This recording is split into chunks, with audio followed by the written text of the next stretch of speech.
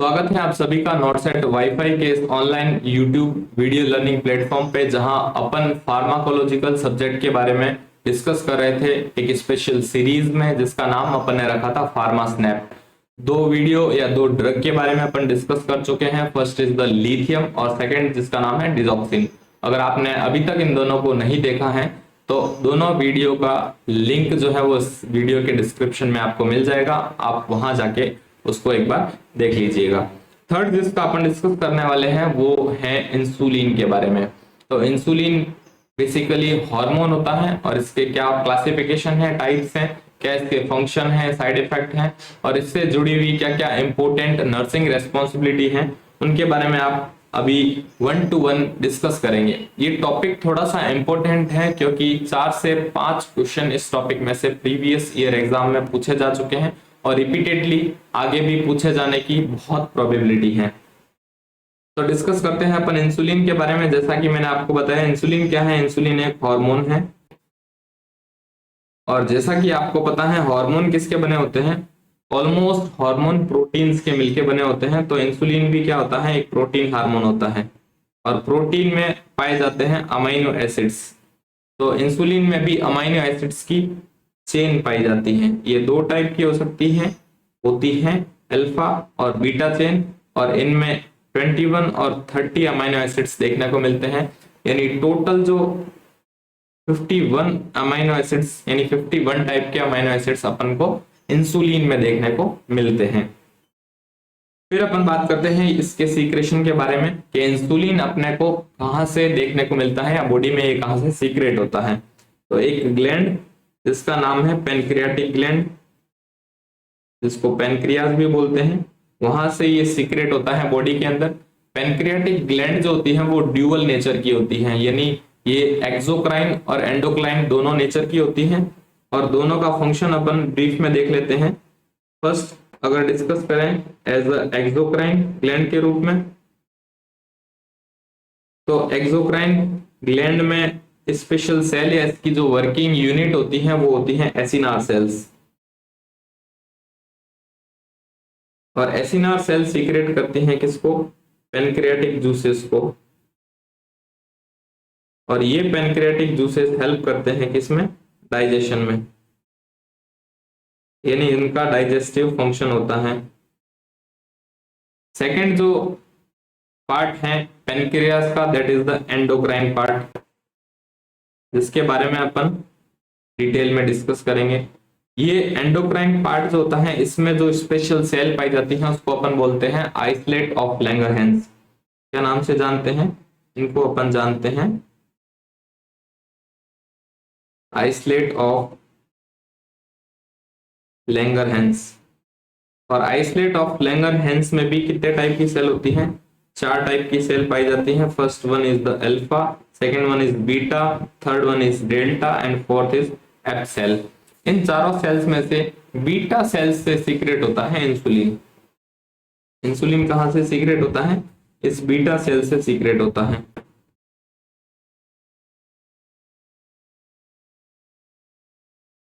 तो basically insulin secret होता है beta type of islets of Langerhans की, जो पार्ट है एंडोक्राइन का, पेनक्रियाटिक ग्लैंड का। तो ये एक ओवरव्यू हो गया इसके इंट्रोडक्शन का। अब अपन बात करते हैं कि इंसुलिन का फंक्शन क्या होता है बॉडी के अंदर। तो इंसुलिन दो तरह के फंक्शन शो करता है।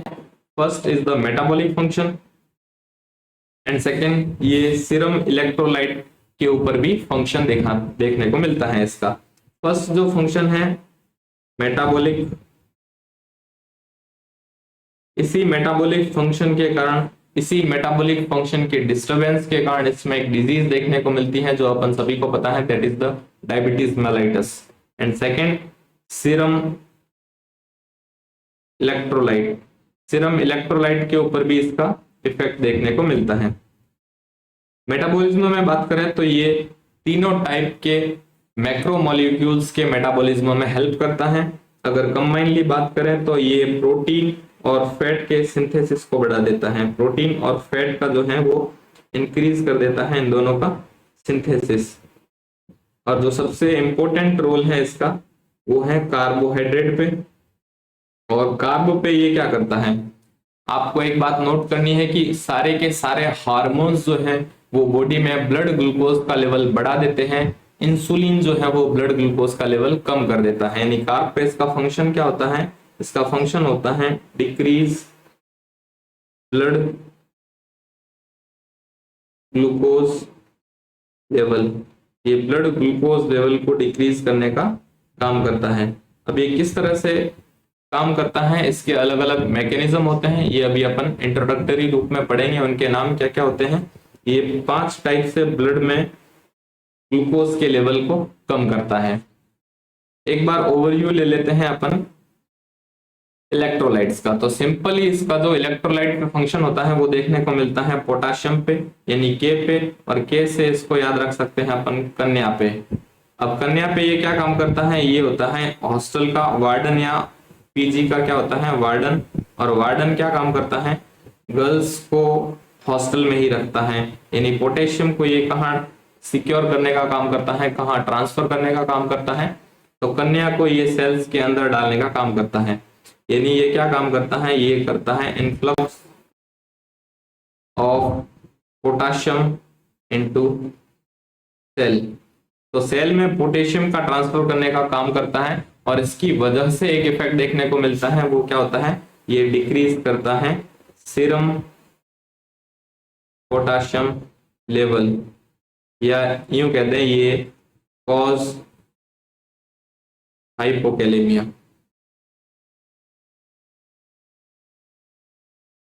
तो हाइपोकैलेमिया कॉज करता है, तो इसका यूज जो अपन किस में करते हैं, इसका use upon treatment of hyperkalaemia में कर सकते हैं। अब अपन डिटेल में बात करते हैं कि ये कैसे ब्लड ग्लूकोज लेवल को कम करने का काम करता है। तो फर्ज कीजिए ये कोई ब्लड वेसल्स हैं अपने शरीर की, और उसमें जो है वो ग्लूकोज पड़ा है।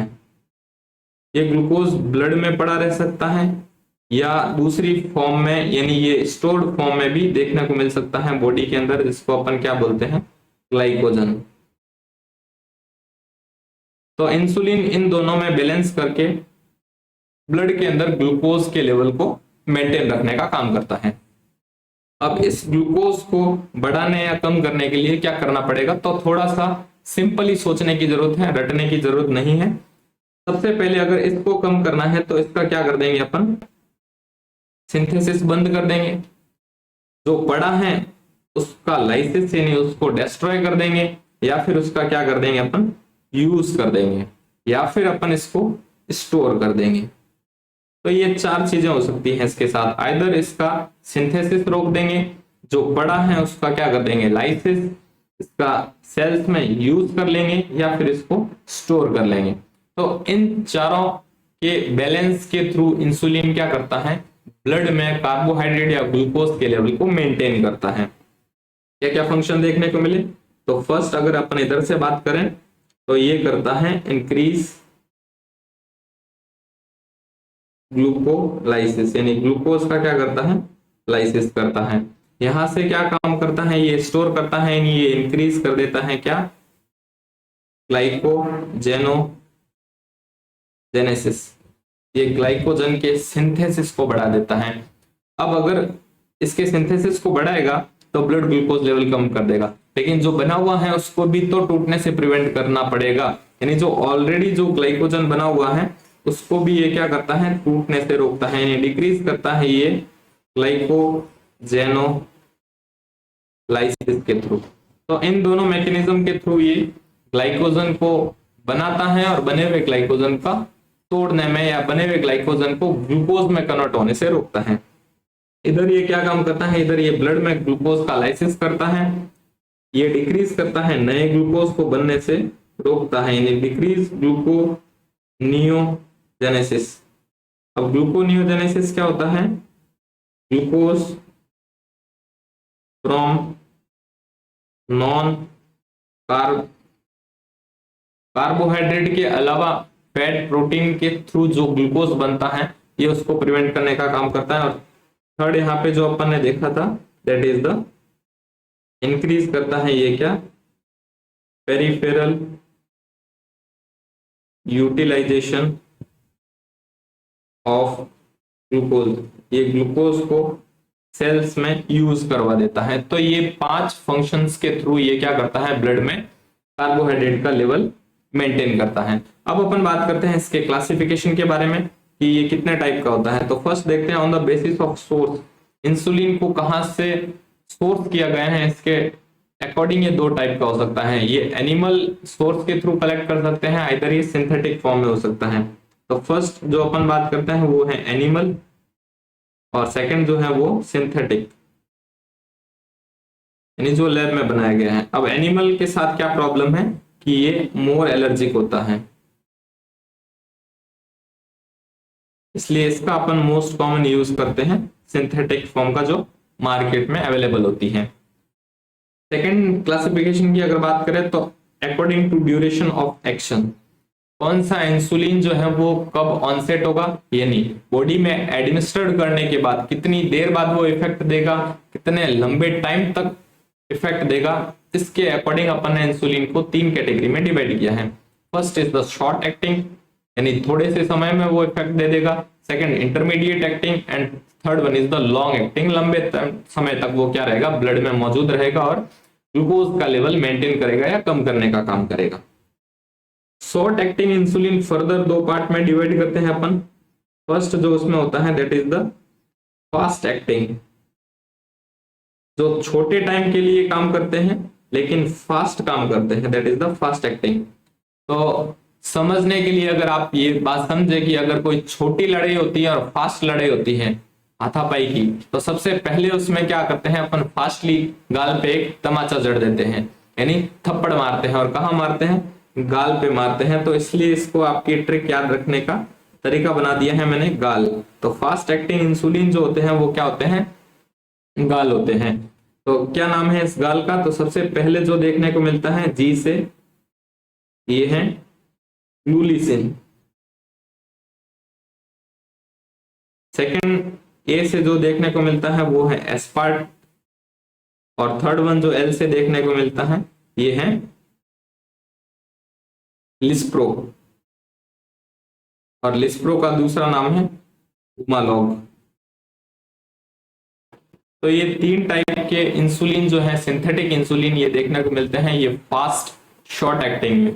अब अपन बात करते हैं स्लो शॉर्ट एक्टिंग, ये कौन से होते हैं। तो इसमें जो सबसे फेमस पढ़ते हैं या जो मोस्ट कॉमन यूज होता है वो है रेगुलर इंसुलिन।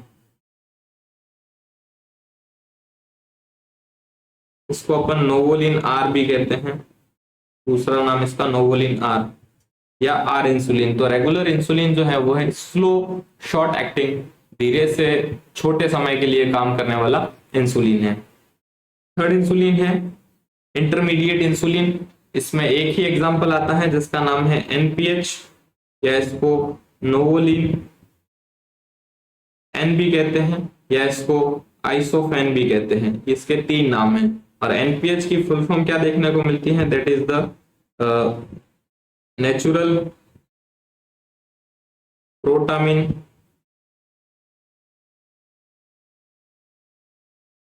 हेगाडॉन, ये इसका नाम देखने को मिलता है एनपीएच के रूप में। तो ये 2 टाइप के हैं। थर्ड वन इज आता है लॉन्ग टर्म इंसुलिन या लॉन्ग एक्टिंग, जो लंबे टाइम तक काम करते हैं। और इसकी जो ट्रिक है वो ये है कि आपने एक मूवी देखी होगी, पुरानी मूवी जो लंबे समय तक थिएटर में रही थी और लंबी हिट हुई थी, दैट इज द डीडीएलजे। तो इसमें जो आते हैं इंसुलिन, उनका शॉर्ट ट्रिक है डीडीएलजी। आप मूवी डीडीएलजे से डीडीएलजी याद कर सकते हैं, लॉन्ग एक्टिंग, लंबे समय तक जो मूवी हॉल में रही थी। अब क्या मतलब है इस डी का, तो पहले डी का मतलब है डेग्लूडेग, सेकेंड डी जो होता है वो है टेटेमिर,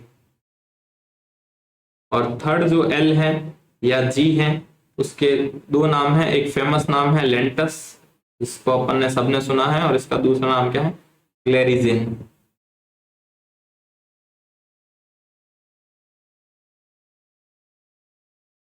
इसका दूसरा नाम क्या है, ग्लेरिजिन।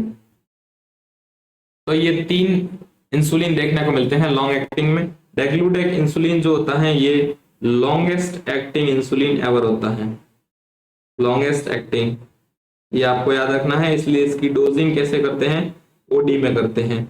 इन दोनों की डोजिंग आप ओडी या बीडी में कर सकते हो। तो ये आपको याद रखना है कि degludec is the longest acting insulin.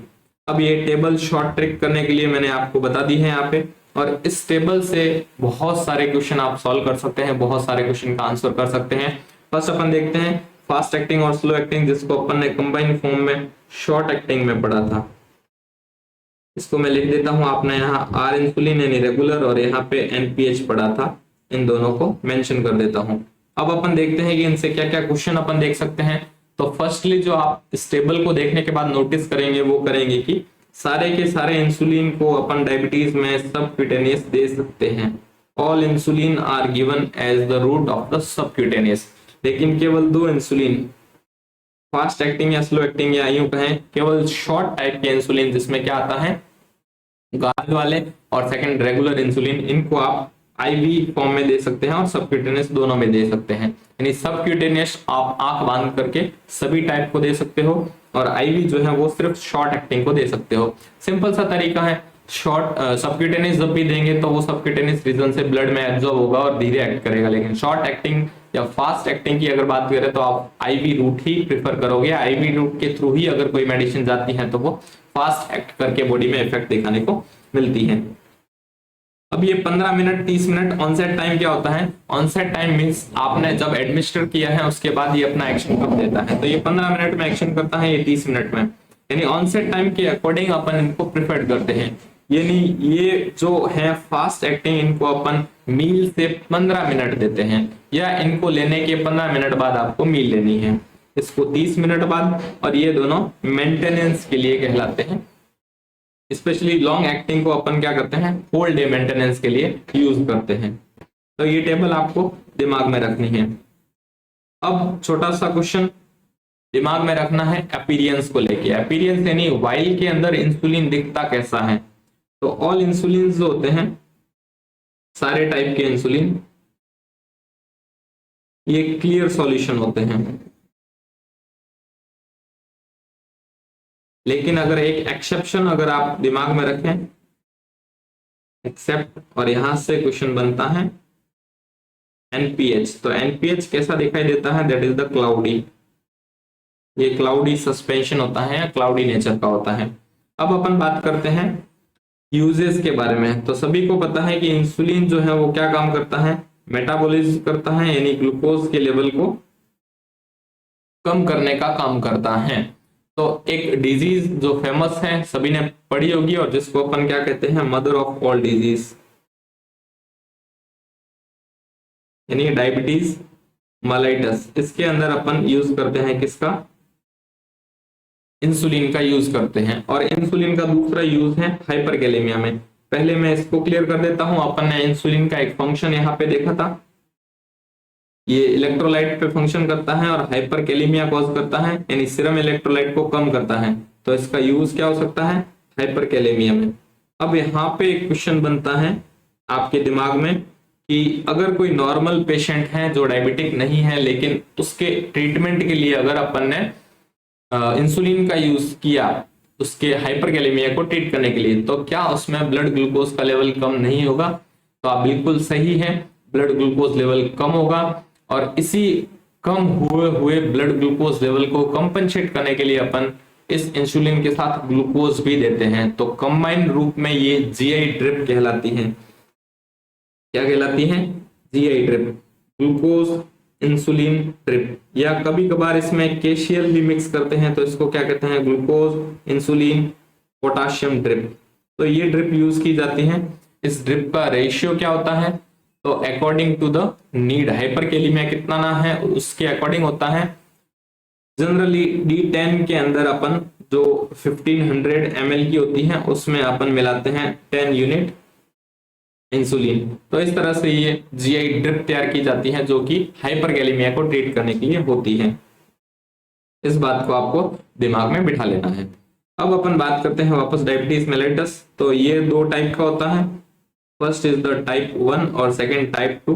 First को अपन इंसुलिन डिपेंडेंट डायबिटीज मेलाइटस कहते हैं और इसको non insulin dependent diabetes mellitus. तो इसके दोनों के ही ट्रीटमेंट में किसको यूज करते हैं, इंसुलिन को यूज करते हैं, लेकिन मोस्ट प्रिफर्ड या मोस्ट प्रोबेबली जिसके साथ यूज करते हैं वो है इंसुलिन डिपेंडेंट, जैसा कि इसका नाम है। यानी इसमें जो पेशेंट होता है उसकी बॉडी इंसुलिन नहीं बनाती है, तो उसको इंसुलिन जो है वो आउटसाइड से लेना पड़ता है।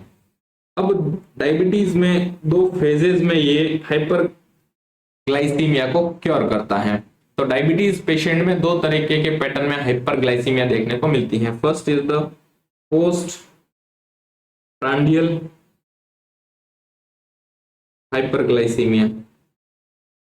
अब ये क्या है, यानी खाना खाने के बाद, या जिसको अपन सिंपली बोलते हैं पोस्ट मील, जो ब्लड शुगर बढ़ जाती है, उसके ट्रीटमेंट में अपन क्या देते हैं, उसके ट्रीटमेंट के लिए अपन इंसुलिन देते हैं, यानी खाने से पहले। तो अगर शॉर्ट एक्टिंग दे रहे हैं तो 15 से 30 मिनट पहले, अगर इंटरमीडिएट एक्टिंग दे रहे हैं तो अपन 1 से 2 घंटे पहले उसको क्या कर देंगे, पोस्ट प्रांडियल हाइपरग्लाइसेमिया को ट्रीट करने के लिए देंगे। और सेकंड वन जो यहाँ पे मैंने लिखा है that is the whole day maintenance, पूरे दिन की मेंटेनेंस के लिए।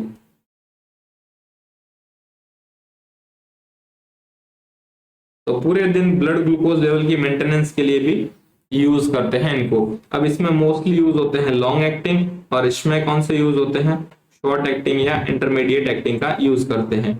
अब यहाँ पे ध्यान देने वाली बात यह है कि इन दोनों को ही अपन सबक्यूटेनियस यूज करते हैं, और इसको अपन यूज करते हैं बिफोर मील, खाना खाने से पहले, टाइम के अकॉर्डिंग, स्लाइडिंग स्केल के अकॉर्डिंग, है ना। स्लाइडिंग स्केल क्या होती है, सिंपली अभी आपको आगे बता देंगे कि स्लाइडिंग स्केल क्या होती है। तो जितना ग्लूकोज बढ़ा हुआ है, कितना अमाउंट ऑफ इंसुलिन उसको काउंटर करता है, इसका जो एक प्री आइडेंटिफाइड या रिसर्च बेस्ड जो टेबल है उसको अपन स्लाइडिंग स्केल कहते हैं, स्लाइडिंग स्केल के बेस पे। तो ये दो तरीके से अपन डायबिटीज मेलाइटस पेशेंट्स को ट्रीट करते हैं, पोस्ट प्रांडियल हाइपोग्लाइसीमिया और होल डे मेंटेनेंस के लिए। अब अपन बात करते हैं यूजेस कैसे करते हैं। तो अवेलेबिलिटी के अकॉर्डिंग इंसुलिन जो होता है प्रीमिक्स अवेलेबल होता है, यानी दो तरह के इंसुलिन मिक्स होते हैं। मोस्टली ये मिक्स हो सकते हैं शॉर्ट इंसुलिन या रेगुलर इंसुलिन, प्लस इनके साथ इंटरमीडिएट इंसुलिन या एनपीएच जो आता है, इनका प्रीमिक्स अवेलेबल होता है। तो ये सीधा रेडीमेड अवेलेबल होते हैं, दोनों प्री मिक्सड होते हैं और इनको अपन एडमिनिस्टर करते हैं। सेकेंड जो क्वेश्चन बना के लाता है एग्जाम में, और इससे प्रीवियस ईयर क्वेश्चन है, ये बहुत बार क्वेश्चन आ चुके हैं कि मैनुअली मिक्स करने का सीक्वेंस क्या होता है। अगर डॉक्टर ने सेम टाइम पे आपको रेगुलर इंसुलिन और इंटरमीडिएट इंसुलिन प्रिस्क्राइब किया है तो कैसे मिक्स करेंगे दोनों को। तो इसको मिक्स करने की एक फेमस ट्रिक है, that is the RN, registered nurse. ये भी आपको याद रखनी है, आरएन है रजिस्टर्ड नर्स, यानी आप एक सिरिंज में अगर लेंगे मैनुअली मिक्स, अगर एक सिरिंज में करना है तो फर्स्ट आप क्या लेंगे, आप फर्स्ट लेंगे रेगुलर इंसुलिन, और सेकंड जो लेंगे वो होगा एनपीएच, यानी इसका सीरीज या इसका ऑर्डर क्या रहेगा, आरएन रहेगा। अगर दो सिरिंज लेनी है तो सिंपली एक इंडिविजुअल सिरिंज में अपन रेगुलर लेंगे और सेकंड वाली में अपन क्या लेंगे, एनपीएच लेंगे, और अलग अलग क्या कर देंगे, एडमिनिस्टर कर देंगे। अब ऐसा लफड़ा क्यों है कि पहले रेगुलर लेंगे और बाद में क्या लेंगे, एनपीएच लेंगे। तो ये लफड़ा किया जाता है टू प्रिवेंट कंटामिनेशन ऑफ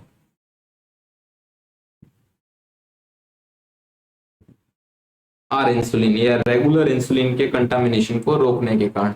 अब रेगुलर इंसुलिन कैसे कंटामिनेटेड हो सकता है, तो यहाँ पे टेबल को वापस अपन देखेंगे, और यहाँ क्या देखेंगे कि जो रेगुलर इंसुलिन है, यानी जो शॉर्ट एक्टिंग इंसुलिन है, वो आईवी और सबक्यूटेनियस दोनों दिया जा सकता है, लेकिन एनपीएच को सबक्यूटेनियस ही दिया जा सकता है। तो अपन ने क्या बताया, सीक्वेंस आर और एन, ये कंटामिनेशन को प्रिवेंट करता है। सपोज करें अपन एनआर कर देते हैं, पहले एन ले लेते हैं, एनपीएच ले लेते हैं, और फिर लेते हैं रेगुलर इंसुलिन, तो फिर रेगुलर इंसुलिन कैसे कंटामिनेटेड होगा उसको देखते हैं। तो अगर आपने सबक्यूटेनियस या एनपीएच ले लिया एक सिरिंज में, और फिर आपने उसी सिरिंज को रेगुलर इंसुलिन की वाइल में आपने एडमिनिस्टर किया, तो रिस्क रहती है कि कुछ अमाउंट जो है वो एनपीएच का रेगुलर में ट्रांसफर हो जाए। और अगर ऐसा हो जाता है तो एनपीएच मिक्स हो जाता है किसमें, रेगुलर वाली वाइन में। और नेक्स्ट टाइम जब भी अपन रेगुलर इंसुलिन अकेला लगाने जाएंगे तो आप देखेंगे कि उसके साथ एनपीएच भी है, और अगर आपने उसको आईवी लगा दिया तो फिर कॉम्प्लिकेशन देखने को मिलेंगे, क्योंकि उसमें एनपीएच मिला हुआ है और एनपीएच खाली सबक्यूटेनियस लगा सकते हैं, आईवी नहीं लगा सकते हैं। तो यहाँ पे रेगुलर इंसुलिन एनपीएच से कंटामिनेटेड हो जाता है और उसके बाद में रेगुलर इंसुलिन का केवल सबक्यूटेनियस यूज ही अपन कर सकते हैं। इसके उल्टा अगर रेगुलर इंसुलिन अगर इसको उल्टा देखें कि अगर रेगुलर इंसुलिन को सबक्यूटेनियस मिक्स कर दिया जाए तो ये भी तो आईवी है, कोई फर्क नहीं पड़ता, क्योंकि अपन इसको सिर्फ सबक्यूटेनियस ही देंगे और इसका भी क्या है, सबक्यूटेनियस है, तो यहाँ पे कोई इश्यू नहीं रहेगा। तो इसको आपको दिमाग में रखना है कि आपको जो आरएन ऑर्डर है वो किस लिए होता है, to prevent the contamination of the regular insulin. अब अपन देखते हैं कि कंटिन्यूअस इन्फ्यूजन, प्रीमिक्स भी यूज कर सकते हैं, मैनुअल मिक्स भी यूज कर सकते हैं। कभी कभार जनरली ये प्रैक्टिस आपको देखने को नहीं मिलेगी क्लिनिकल सेटअप में, लेकिन कंटिन्यूअस सबक्यूटेनियस इन्फ्यूजन पंप का भी अपन यूज करते हैं। मैं इसका फोटो आपको दिखा देता हूं इमेज बेस्ड क्वेश्चन के लिए। तो ये इस तरह का ये कंटिन्यूअस पंप आता है, continuous subcutaneous infusion of insulin. ये एक इंसुलिन पंप होता है और ये इंसुलिन पंप है, और ये ग्लूकोज मॉनिटर करने के लिए आपको उसमें आरबीएस चेक करने की भी जरूरत नहीं होती है, ये यहाँ चेक करता है और इसको सिग्नल ट्रांसफर करता है इस पंप को, और इस पंप से जो है वो ऑटोमेटिक नीड के अकॉर्डिंग जो है वो इंसुलिन बॉडी में एडमिनिस्टर होता रहता है। इसका एक बेनिफिट देखने को मिलता है, ये डिस्कस कर लेते हैं। इसका क्या बेनिफिट है, never risk of hypoglycaemia.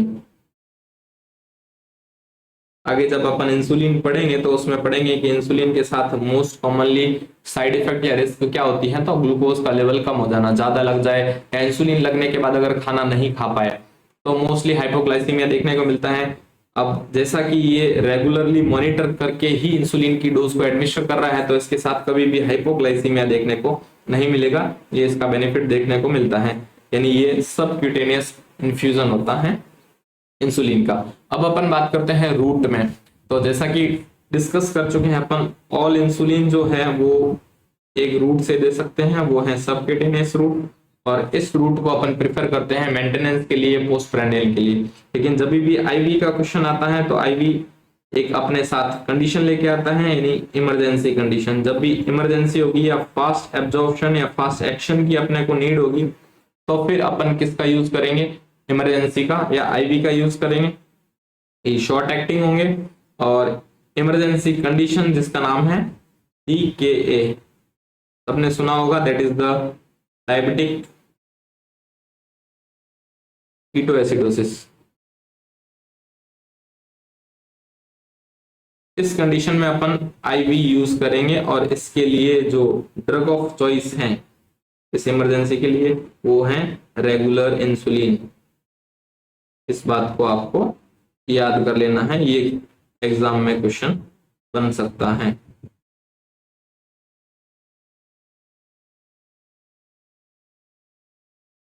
What is the drug of choice of what is the drug of choice for emergency diabetic ketoacidosis, that is the regular insulin। फिर अपन बात करते हैं नेक्स्ट वन के साइट्स ऑफ सबक्यूटेनियस इंजेक्शन। अब अपन ने देखा कि सारे के सारे या मोस्टली प्रिफर्ड कॉमन रूट क्या है सबका, सबक्यूटेनियस है। तो बॉडी में किस जगह पे सबक्यूटेनियस इंजेक्शन अपन लगाना प्रिफर्ड करेंगे, तो जो एब्डोमिनल रीजन है ये क्या है, मोस्ट कॉमन है सबक्यूटेनियस लगाने के लिए। ऐसा क्यों है, क्योंकि ये इजी एसेसिबल है, और इस रूट से या इस साइड से जो है, सॉरी इस साइड से ना, तो इस साइड से फास्ट एब्जॉर्प्शन भी देखने को मिलता है, तो इसलिए इसका अपन यूज करते हैं। इसके साथ एक नर्स रेस्पॉन्सिबिलिटी आपको याद रखनी है कि आपको अवॉइड करना है, अवॉइड पेरी अम्बिलिकल एरिया, आपको पेरी अम्बिलिकल एरिया या रीजन को अवॉइड करना है एब्डोमिनल में लगाते टाइम। ऐसा क्यों करना है? क्योंकि आपको इसका कॉम्प्लिकेशन लिपो डिस्ट्रॉफी या लिपो हाइपरट्रॉफी, जिसका अपन आगे डिस्कस करेंगे, वो देखने को मिल सकती है। अदर साइड क्या देखने को मिल सकती है? आप इंटीरियर थाई में, अपर आर्म में और बटक्स में कहीं भी सबक्यूटेनियस इंजेक्शन इसका लगा सकते हैं। फिर अपन देखते हैं साइड इफेक्ट ऑफ इंसुलिन, और ये इंपॉर्टेंट टॉपिक है क्योंकि इसमें से बनती है नर्सिंग रेस्पॉन्सिबिलिटीज। बहुत सारी नर्सिंग रेस्पॉन्सिबिलिटी है इंसुलिन एडमिनिस्ट्रेशन और उसके साइड इफेक्ट को लेके, तो इसको डिटेल में पढ़ेंगे। फर्स्ट जो साइड इफेक्ट देखने को मिलता है वो देखने को मिलता है हाइपोकैलेमिया, यानी इंसुलिन लगाने के बाद शुगर क्या हो जाती है, ब्लड शुगर लेवल कम हो जाती है। ये दो तरीके से या दो रीजंस की वजह से देखने को मिल सकता है। या तो आपने डोज को मिसकैलकुलेट कर दिया और ज्यादा अमाउंट में दे दिया, आइदर डोज लगाने के बाद आपने प्रॉपर मील नहीं लिया है। इन दोनों रीजंस की वजह से क्या देखने को मिलता है? हाइपरकैलेमिया, और this is the most common side effect. ये मोस्ट कॉमन साइड इफेक्ट है और यहां से क्वेश्चन पूछा जा चुका है, प्रीवियस ईयर क्वेश्चन है ये आपको ध्यान में रखना है। सेकंड वन, अब इसके साथ क्या देखने को या क्या आपको याद रखना है कि अगर आपने किसी पेशेंट को प्रिस्क्राइब किया इंसुलिन लेने का और उसमें चांसेस हैं हाइपोग्लाइसीमिया होने के, तो आपको एजुकेट करना है, educate patient about sign and symptom of hypokalaemia. आपको पेशेंट को बताना है कि सॉरी हाइपोग्लाइसीमिया, कि आपको हाइपोग्लाइसीमिया होगा तो पता कैसे चलेगा? तो आपको पेशेंट को जो इंसुलिन घर पे ले रहा है उसको एजुकेट करना है कि इसका most common side effect hypoglycaemia है। तो पेशेंट पूछेगा कि बताएं कैसे पता चलेगा कि हाइपोग्लाइसीमिया होता है या हो रहा है, तो उसके 3 सिम्टम। ये नर्सिंग रेस्पॉन्सिबिलिटी का क्वेश्चन है और बहुत फेमस क्वेश्चन है, आगे भी इससे क्वेश्चन आते रहेंगे। तो पेशेंट को अपन बताएंगे 3 सिम्टम्स क्या देखने को मिलेगी। पेशेंट में एक्सेसिव स्वेटिंग देखने को मिलेगी during the episode of hypoglycaemia.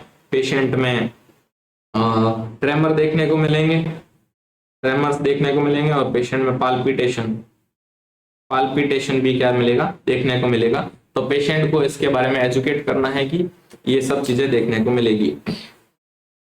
अब इसके साथ आती है इंपॉर्टेंट बात,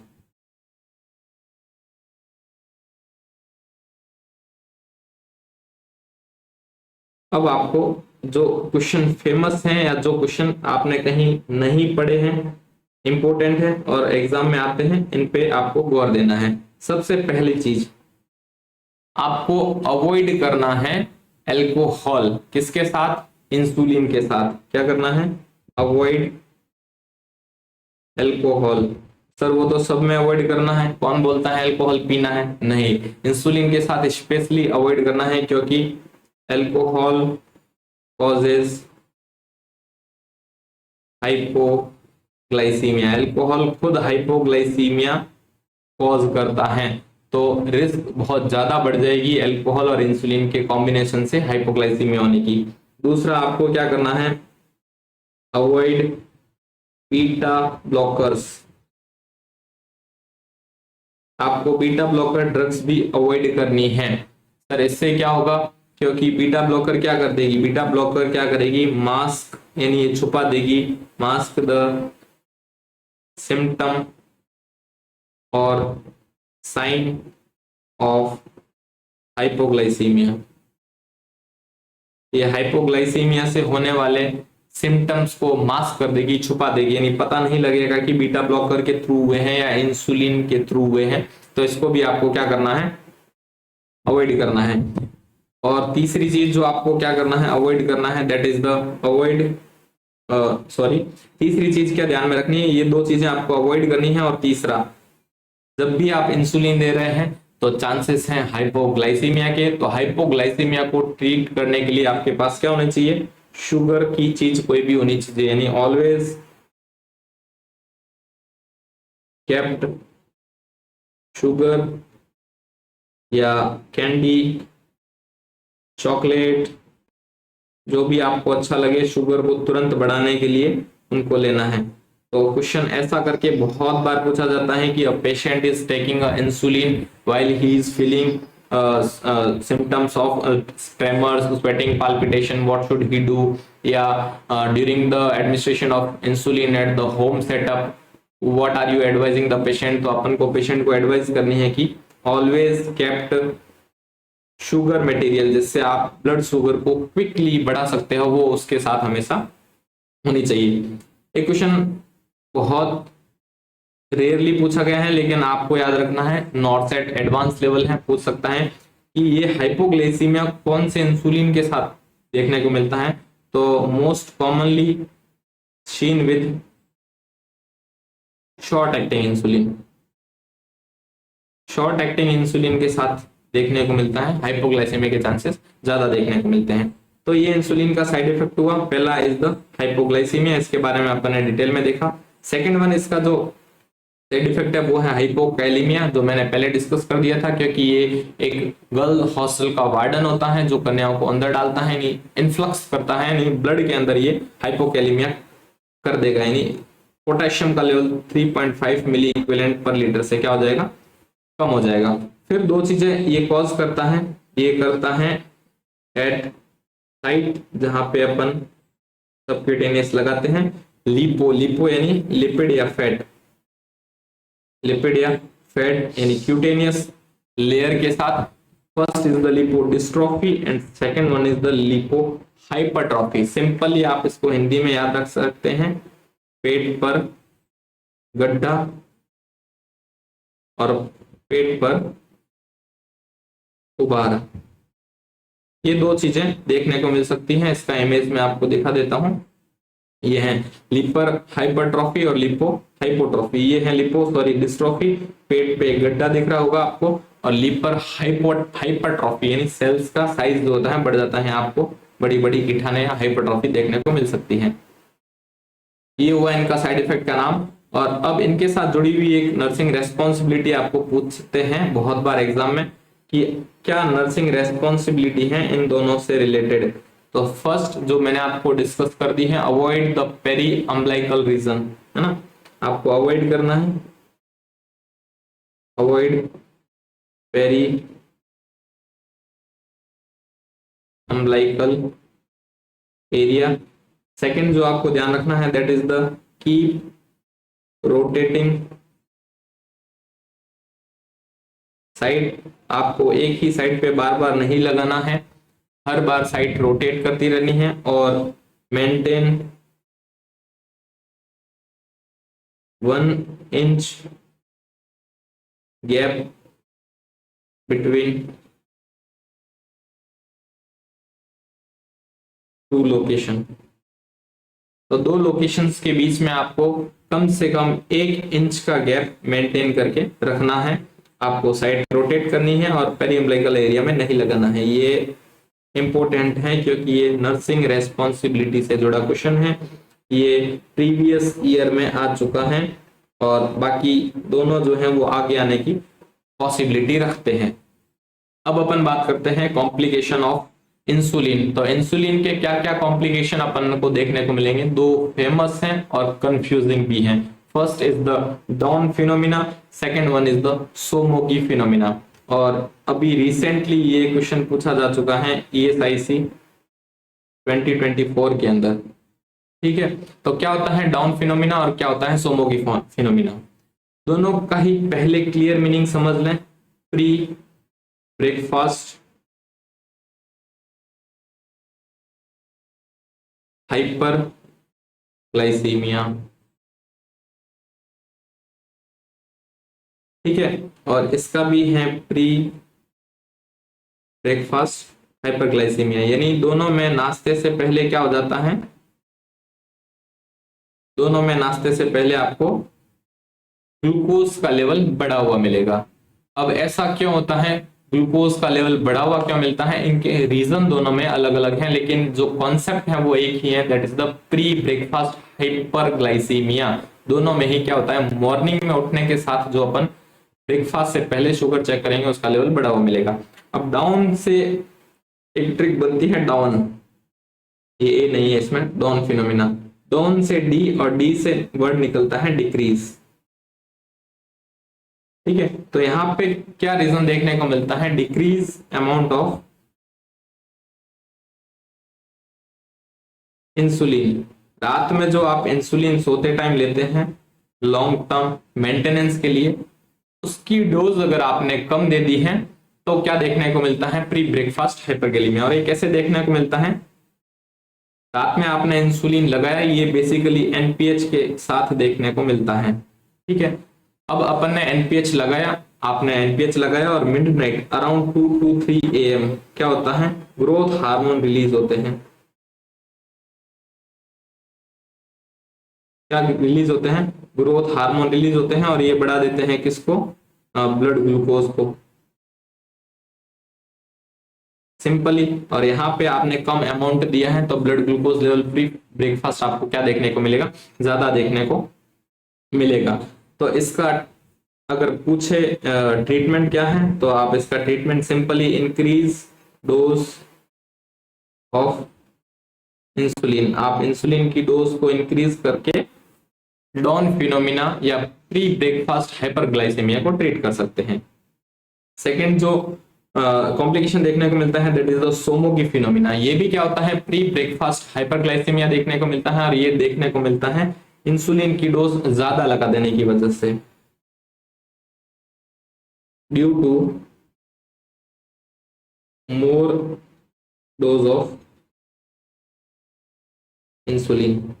आपने इंसुलिन ज्यादा ले लिया, तो ज्यादा ले लिया तो क्या हो जाएगा, तो ज्यादा ले लिया तो अराउंड 2 to 3 AM उसी टाइम क्या होगा, या मिडनाइट के टाइम क्या होगा, इस बढ़े हुए इंसुलिन को कंपनसेट करेगी बॉडी।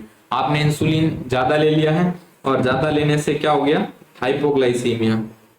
अब इस हाइपोग्लाइसीमिया को बॉडी खुद से ठीक करेगी, खुद से ठीक करेगी, तो to counter hypoglycaemia body release growth hormone release करेगी, ये थायराइड हार्मोन रिलीज करेगी, एक्सेट्रा ये रिलीज करेगी, और ब्लड ग्लूकोज लेवल को बढ़ाने का काम करेगी, है ना, क्योंकि ये हाइपोग्लाइसीमिया को खुद से काउंटर करने का काम करेगी। तो उस कंडीशन में ये ग्रोथ हार्मोन रिलीज करेगी, तो उसके काउंटर में क्या करेगी बॉडी, क्या करेगी, खुद बढ़ा देगी किसको, ब्लड ग्लूकोज लेवल को, और इस वजह से क्या देखने को मिलेगा, प्री ब्रेकफास्ट हाइपरग्लाइसीमिया देखने को मिलेगा। अब इसका ट्रीटमेंट कैसे करेंगे, तो प्री ब्रेकफास्ट हाइपरग्लाइसीमिया को अपन ट्रीट करेंगे सिंपली 2 चीजों से। ये भी नर्सिंग रेस्पॉन्सिबिलिटी का क्वेश्चन है। फर्स्ट अपन देंगे कि अगर इंसुलिन ज्यादा ले लिया है या इंसुलिन सफिशिएंट अमाउंट में लिया है लेकिन वो फिर भी बॉडी के लिए ज्यादा है, इसका मतलब डिमांड कम जनरेट की है, तो आपको एडिक्वेट फूड लेना है, मील लेनी है, एडिक्वेट डिनर एट नाइट। आपको नाइट में मील जो है वो एडिक्वेट लेनी है, और इसको आप डिक्रीज इंसुलिन डोज, इन दोनों से भी ठीक कर सकते हैं, सोमोगी फिनोमिना को अवॉइड कर सकते हैं। तो इन दोनों का मतलब आपको सिंपली समझ आ गया। कुछ एक्स्ट्रा एज देखते हैं जो एग्जाम में पूछे जा सकते हैं आने वाले सालों में। First is the storage of insulin, insulin को स्टोर कैसे करते हैं, तो इंसुलिन की क्लोज्ड बोतल, अगर आपने अभी तक उसको ओपन नहीं किया है तो उसको फ्रिज में स्टोर करते हैं, कूल टेम्परेचर में उसको स्टोर करते हैं। कब तक स्टोर करेंगे, टिल डेट ऑफ एक्सपायरी, जब तक वो एक्सपायर नहीं हो जाती तब तक उसको क्या करेंगे अपन, फ्रिज में स्टोर कर देंगे। ये सिर्फ क्लोज्ड बोतल के लिए है।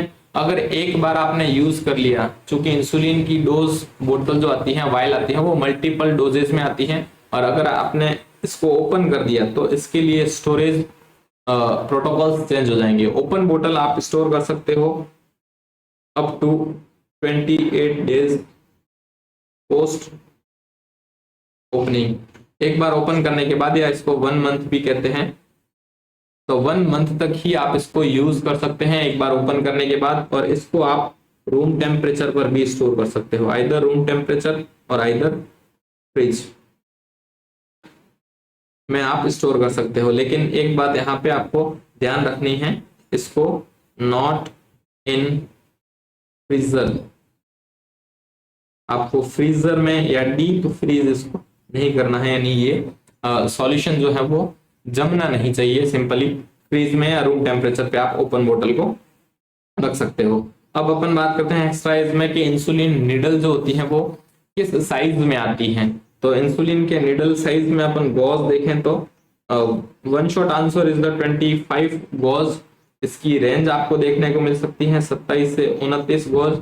और जो निडल होती है वो कितनी लंबी होती है, तो निडल की लेंथ आपको देखने को मिल सकती है 5/8 इंच।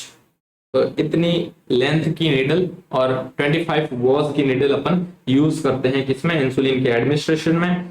ये था कंटिन्यूअस इन्फ्यूजन। ये है एक नई टेक्नोलॉजी का इंसुलिन देने का तरीका, जिसको अपन कहते हैं इंसुलिन पेन। इंसुलिन पेन क्या होता है? इंसुलिन पेन में इसमें अपन इंसुलिन की जो वाइल होती है उसको यहाँ लगा देते हैं और इसको जो है वो आगे निडल से अटैच कर देते हैं। पीछे इसका रेगुलेटर लगा होता है जिसमें अपन सिंपली सेट कर सकते हैं कि 1 unit, 2 unit, 3, 4 according to body न्यूट, और सीधा इसी से एडमिनिस्टर किया जाता है। इसमें ध्यान रखना है आपको, ये यूज्ड फॉर सिंगल पेशेंट। इसकी नीडल जो होती है वो सिंगल पेशेंट में बार बार यूज करने के लिए मोस्ट कॉमनली यूज किया जाता है। अगर आपको दूसरे पेशेंट में यूज करना है तो ये नीडल हर बार आपको नई यूज करनी पड़ेगी। ये दोनों लिपोट्रॉफी, लिपो हाइपोट्रॉफी और लिपोडिस्ट्रॉफी आपने देख लिया है।